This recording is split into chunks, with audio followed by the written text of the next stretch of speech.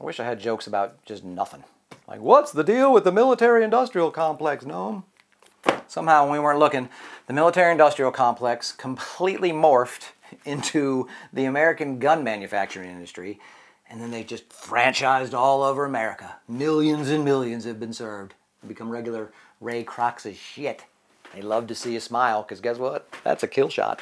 It really sucks when you think that the economic hitmen have taken the same playbook that we used in Central and South America and in the Middle East, and now they're running that game here on us. It puts us all in danger. I know it seems like it's not true, but just follow the money. It's easy to see. They arm people, they create division, then they encourage violence and more weapon sales. That's the business model. Create fear, and then arm more and more people, which in turn creates massive profits for the weapons industry, and then just rinse and repeat all over the world. Now it's here. It's how mass propaganda and sales works. They've been talking about it since the book Propaganda in the 40s. Create a need that didn't exist, and then sell things to create and feed that fake need. We've seen it before. It's how they created piano sales. People wouldn't buy pianos. So first, they created a need for people to have a piano room in their home, and then they took over the government and brainwashed us all into being zombie warmongers.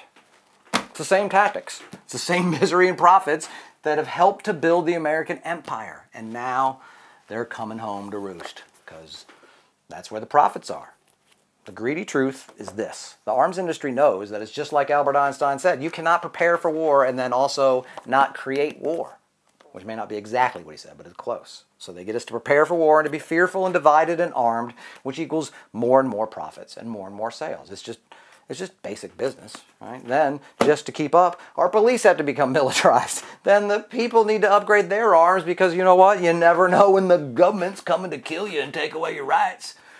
So they sell more and more arms to more and more of us, and then when people shoot people, they just convince us that the problem is we need more and more weapons or we won't be safe.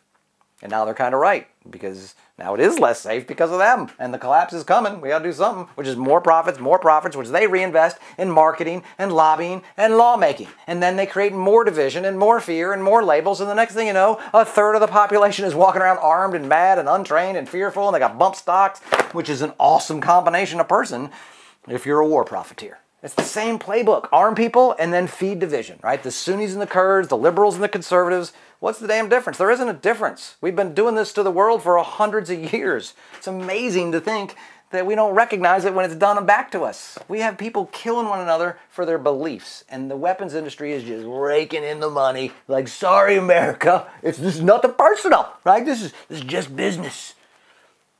It's just our economy. That's the deal with the military-industrial complex.